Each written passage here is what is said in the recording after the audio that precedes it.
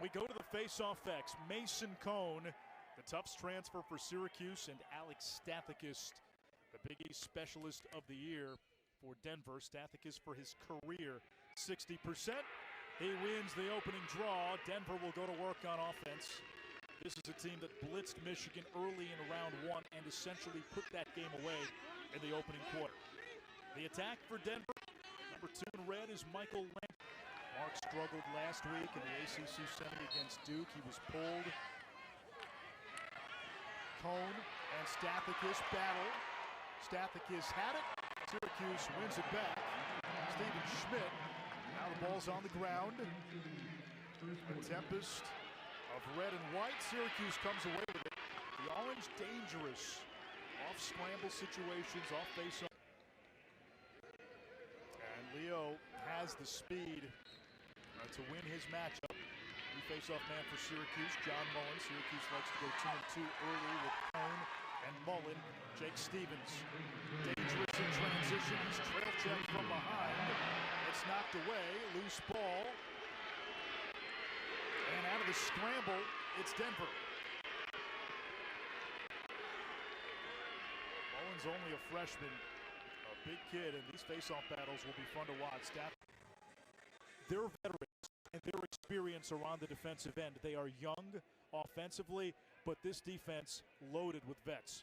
Basically, this is their same team that they had last year for Coach Brown. 7 grad students, 11 seniors. They didn't lose a single point to graduation, so it was not surprising that they got off to a great start in February and March. Syracuse turns it over off the face-off win by Mullen. Yeah, this is a Denver team that has win.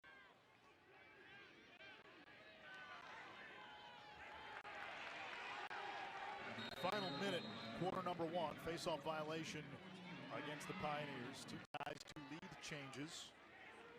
Cuse players, and one of the best 22s in recent memory. These 2 teams playing for the first time since that semifinal. Kohn wins the face-off. Cleveland got a piece of it. Cleveland's been good. He's been really good. Comes in at 50%, as you said, Big East goalie of the year. A lot of bodies. Championships. We felt that Maryland could defend Duke. And you and I, we covered beating Duke, and if North Carolina could defend Duke, certainly Maryland could defend Duke.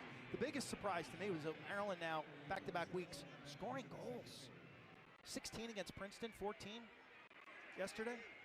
That was an offense that really, late portions of the season was struggling to get to double digits. Duke really struggled all season just to find consistency against better teams. You were never quite sure of what version of that team would show up, and it finally caught up to them yesterday. 6-0 following a loss. John Danowski's team 7-6 they end the season following a win. Fundamentally sound ability to catch, rotate, and shoot 3-quarter arm overhand. 30 seconds to go in this first half. That was the first goal by Denver in the second quarter. Denver went more than 15 minutes without a goal. Chance to tack on, final seconds. Half number 1, long pole shot. This is the cage. That's 16% efficiency. Your goal in terms of efficiency is going to be about a third. So you want to be 30%, 33%-ish, according to our statistician, Russ DeLynn. Now, Lax reference tells us that is the second worst first half for Syracuse in the last 4 seasons. So now there are basic adjustments that you need to make offensively. What are they for Denver? Well, if you're Denver, I think the question is how you're attacking Syracuse if they do sit in their zone. And we're being told, again, the officials don't have access to any replay angles that we don't have, so they're seeing what we see. But again, based on the initial call, we didn't see anything to overturn that. So 5-3, and that's 2 goals now that Mark has had his stick on. The first one by McKelly, and now this 5th one by Malowski. These are tough games to play, and he's not used to playing this type of game, honestly.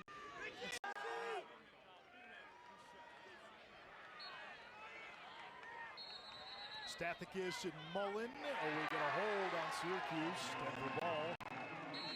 2 goals in a minute for the Pioneers. It's three straight now for the Pios. And the bigger question mark. Stathakis back out at the faceoff X. This was a concern for Gary Gate.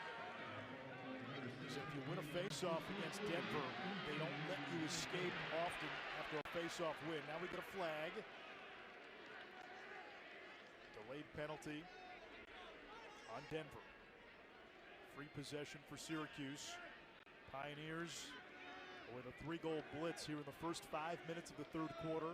They scored late in the first half. And a 3-3 game is now 7-3 Pios. A.J. Mercurio and his reaction to the loose ball. He was the next guy there. You always preach to young people, like, be the third man in, whether it's hockey or lacrosse.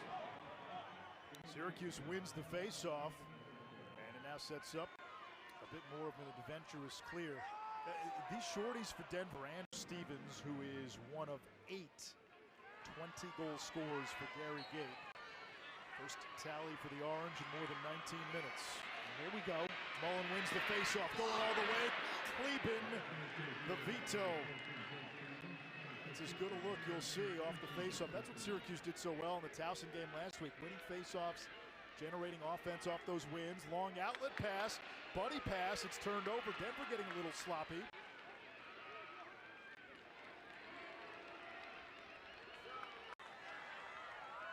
Justin Tortolani in that 92 run for Princeton to the championship. Game-winning goals in the quarterfinal against Maryland, the semifinal against North Carolina. And then, of course, Andy Moe had the famous game winner in the final in double overtime against Syracuse. Lampert, Silstrup, turned away. 2 minutes to go in the third. Denver's lead at 4. Smart, smart, smart. You sniff it out, it's not there.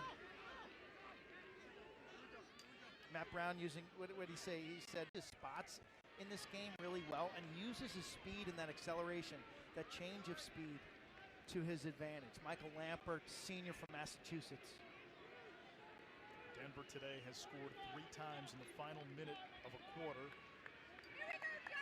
+9 shot advantage for the Pioneers, +5 on the scoreboard.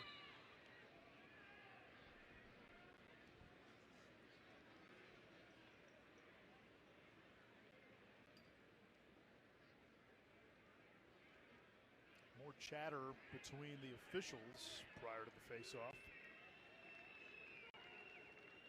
Mullen, the freshman, against Stathakis, one of 7 Denver players who returned for a 5th season. The lineage of faceoff men recently for Denver has been strong. Trevor Baptiste and T.D. Erlin is a transfer. 5 years of Stathakis. Pios win the faceoff, a chance to tack on. Nobody picks up the pole. Bounce shot blocked. Malowski chasing after it in the corner.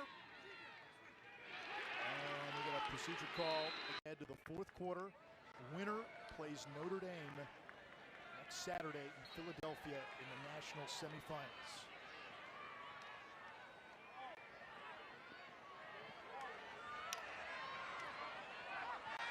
Denver's just been quicker to the ground balls today, the 50-50 balls. They've been the aggressor from the outset. Let's see if the Pios slam on the brakes. They do. Matt Brown says, time and score.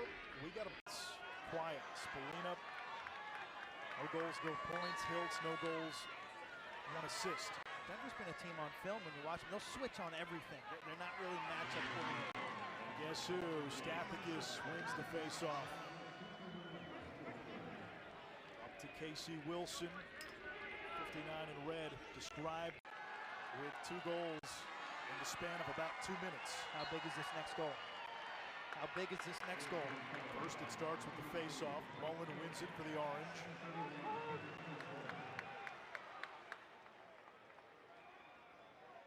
Tell you one thing. Teams getting their personnel on. And he's one thing you can say about Syracuse this year. Coming in, Denver's won 11 of 21.